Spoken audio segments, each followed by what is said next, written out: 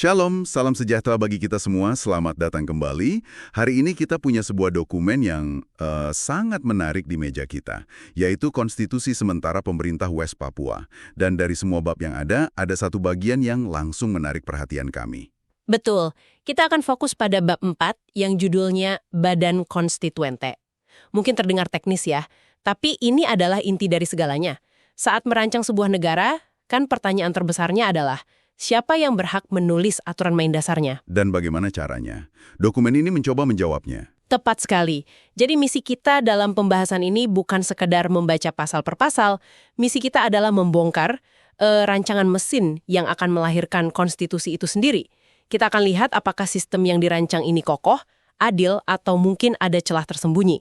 Baik, mari kita langsung masuk ke naskahnya. Kita akan fokus pada pasal 7, yang terdiri dari 5 ayat. Ayat pertama langsung ke intinya. Badan Konstituente adalah badan yang dibentuk oleh Kongres. Kalimat yang sangat singkat tapi syarat makna. Sangat syarat. Frasa kuncinya di sini adalah dibentuk oleh Kongres. Ini bukan detail administratif. Ini adalah penegasan fundamental tentang sumber legitimasi. Legitimasi ya? Betul. Ini memberitahu kita bahwa Badan Konstituente ini tidak muncul begitu saja dari ruang hampa. Jadi ini semacam rantai komando begitu ya?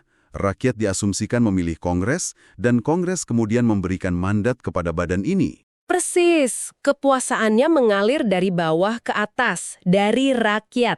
Ini mencegah skenario di mana sekelompok elit atau pakar tiba-tiba mengambil alih tugas paling sakral ini. Poin yang sangat penting. Lalu ayat kedua langsung mendefinisikan misinya. Badan Konstituante bertugas membentuk konstitusi negara. Sangat fokus, hanya satu tugas. Dan fokus yang tajam ini sebuah pilihan desain yang cerdas. Tugasnya bukan memerintah sehari-hari, bukan membuat undang-undang soal pajak atau lalu lintas. Tugasnya satu dan monumental, melahirkan dokumen hukum tertinggi negara.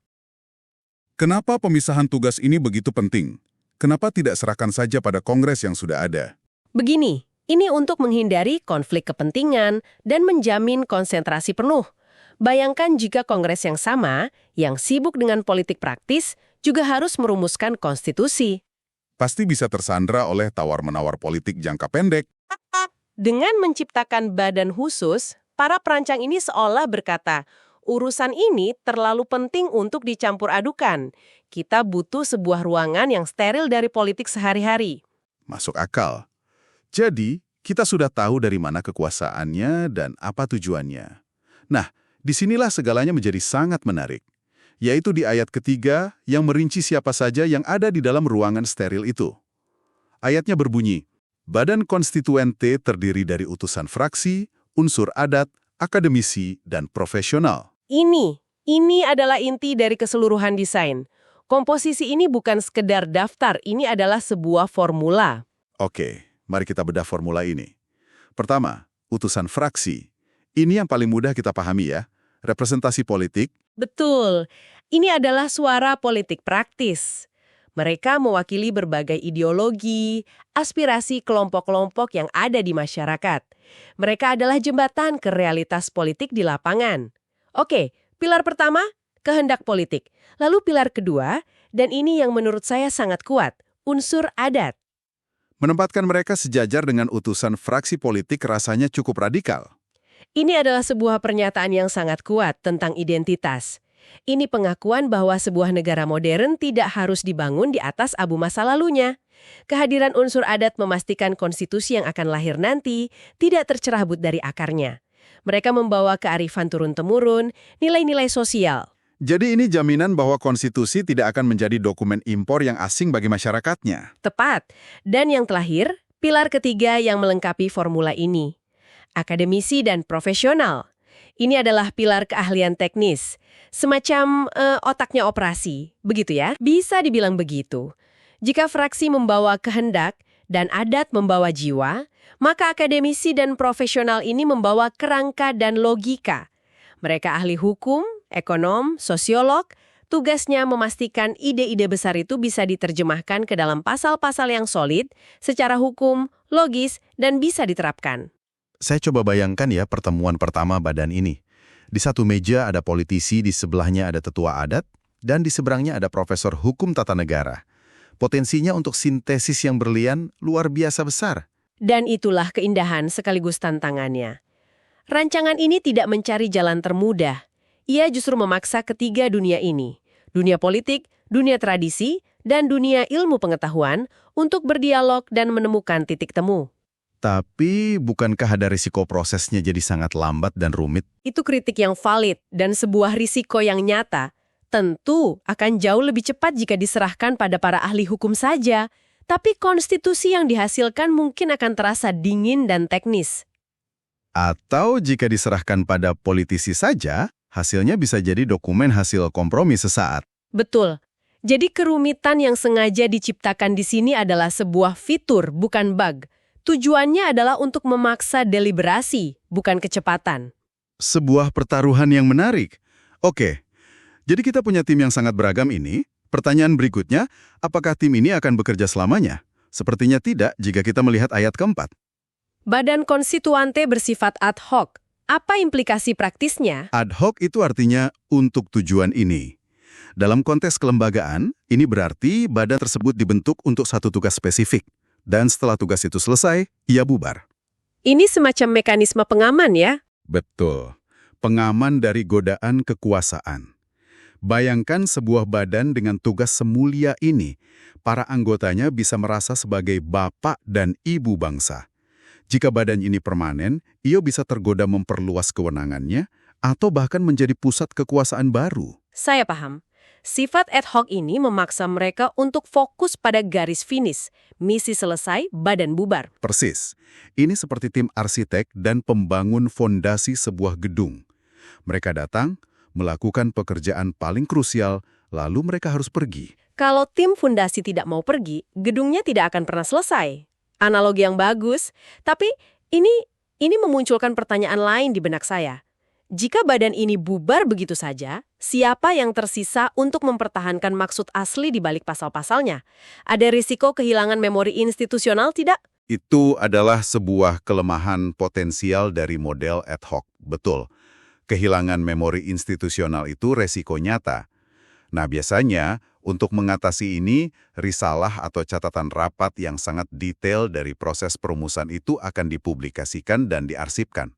Jadi dokumentasi adalah kuncinya. Benar, catatan-catatan inilah yang nantinya menjadi rujukan bagi para hakim, legislator di masa depan untuk menafsirkan niat asli para perumus. Baik, ini membawa kita ke ayat terakhir, ayat kelima, yang sepertinya dirancang untuk mengatasi hal-hal detail seperti itu. Hal-hal lain menyangkut badan konstituante diatur lebih lanjut dalam undang-undang. Ini terdengar seperti pasal sapu jagat. Bisa dibilang begitu. Tapi ini lebih dari sekedar itu. Ini cerminan kearifan dan pandangan jauh ke depan. Konstitusi ini meletakkan prinsip-prinsip besarnya. Tapi ia sadar bahwa tidak mungkin mengatur setiap detail teknis dalam dokumen yang paling tinggi dan sulit diubah ini. Contoh hal-hal lain itu apa saja? Banyak sekali, misalnya. Bagaimana proporsi pasti anggota dari fraksi, adat, dan akademisi? Bagaimana mekanisme seleksinya? Siapa yang berhak disebut unsur adat? Berapa quorum rapatnya? Mekanisme pengambilan keputusannya juga ya? Betul. Apakah voting, mufakat, atau ada mekanisme lain? Semua detail teknis ini diserahkan untuk diatur oleh undang-undang. Kenapa ini penting? Kenapa tidak dituliskan saja semuanya di dalam konstitusi? Karena ini memberikan fleksibilitas. Mengubah konstitusi itu seharusnya proses yang sangat sulit dan sakral. Bayangkan jika aturan tata cara rapat ada di konstitusi. Lalu suatu saat, mereka ingin mengubah aturan menjadi rapat virtual. Mereka harus melalui proses amandemen konstitusi yang rumit hanya untuk hal sekecil itu. Jadi, konstitusi menentukan apa dan siapa, sementara undang-undang mengatur bagaimananya secara lebih rinci dan fleksibel. Anda menangkap esensinya dengan sempurna. Ini adalah pembagian kerja yang logis. Baik, setelah kita membedah kelima ayat ini, mari kita mundur sejenak. Gambar besar apa yang muncul tentang badan konstituante yang dirancang dalam konstitusi ini? Gambar yang muncul adalah sebuah desain kelembagaan yang dipikirkan dengan sangat matang, bukan rancangan yang dibuat dalam semalam.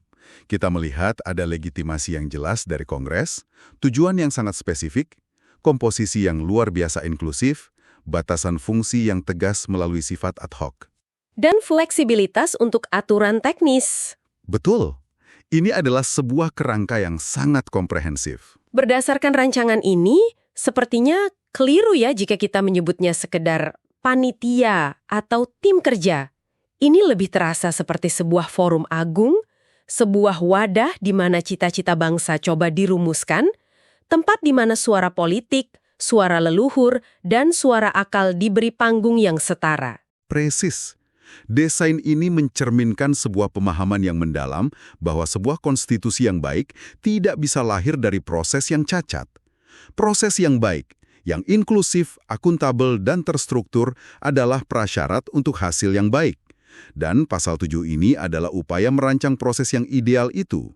Penelaahan kita terhadap pasal 7 ini benar-benar menunjukkan betapa dalamnya pemikiran yang dituangkan dalam setiap katanya. Kerangka kerja untuk Badan Konstituente telah diletakkan dengan sangat jelas. Sebagai pemikiran penutup untuk Anda renungkan, begini. Konstitusi ini telah menetapkan siapa saja yang harus ada di dalam ruangan perumusan. Namun, tantangan sesungguhnya akan terletak pada bagaimana interaksi di antara mereka diatur dalam undang-undang yang akan datang. Bisa diperjelas? Tentu. Pertanyaan krusialnya adalah bagaimana mekanisme dalam undang-undang itu nantinya dapat memastikan bahwa suara dari unsur adat yang kaya akan kearifan dan suara para akademisi yang berbasis pengetahuan tidak tenggelam, tidak terpinggirkan oleh dinamika politik praktis dari para utusan fraksi.